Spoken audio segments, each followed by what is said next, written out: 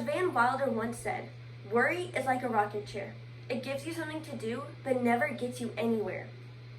For months, millions of people all around the world worried day and night as the coronavirus disease 2019, or COVID-19 for short, took place.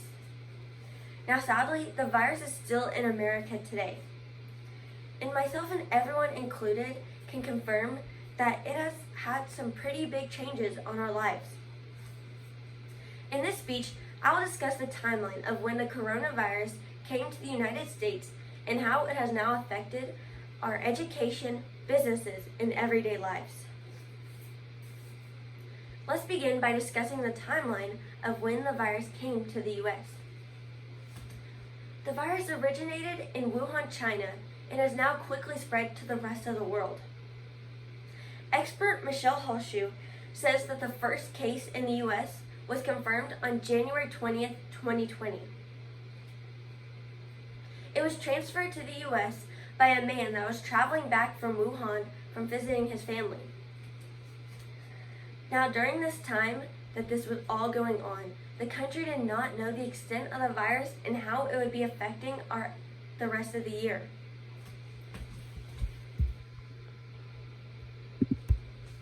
Now, according to the Center for Disease Control and Prevention, or the CDC, over 4 million people have been infected with the virus since March 1st.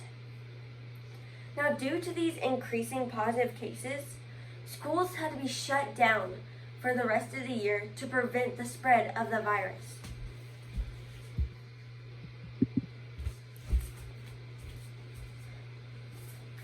Now, this brings me to my next point of how COVID-19 has drastically changed the American school system. Now, there are multiple options for education.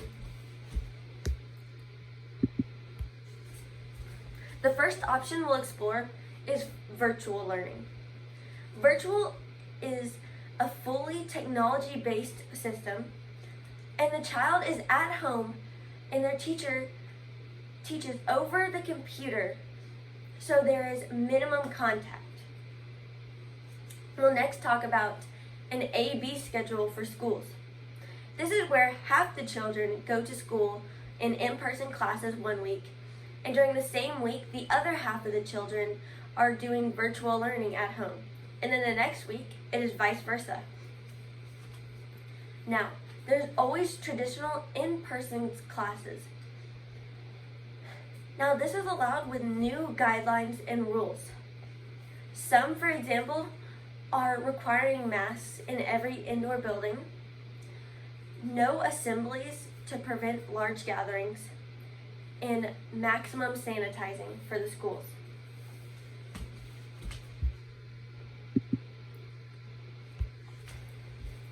Now, schools aren't the only ones struggling with the hardships brought by the virus. Many businesses were financially struggling when the virus hit. Now, in the spring, many businesses closed down to prevent the spread of the virus.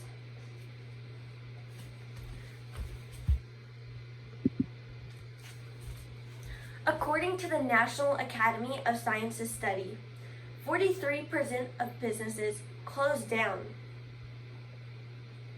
Now, many even had to cut down staff to keep the fundings up for their business.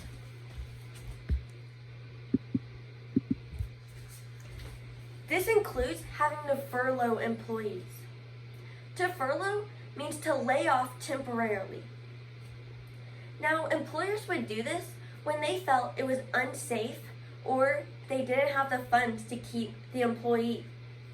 Then, when everything returned back to normal, the employee would be rehired on.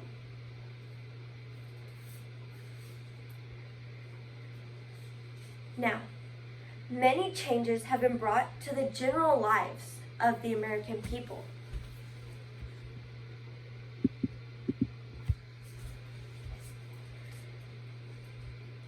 Now, let's move on to my last point of how everyday lives of the American citizens all around have been changed, and now there are new standards, even considered the new normal. Now, This new normal may consist of many things and many changes that have happened. For example, having to wear masks in public, waiting in line to a store since it's at its max capacity, and even restaurants having the dining room closed and to-go only. This also includes my earlier points of how American schooling has changed and changed the lives of children everywhere, and also businesses and how they're struggling to even keep the doors open. It even includes how some kids are at home or how some parents are at home working from their laptop. Now, as I bring my speech to its end, my purpose has been to dive into some of the effects on American schools, businesses, and everyday lives caused by the coronavirus disease 2019 since February.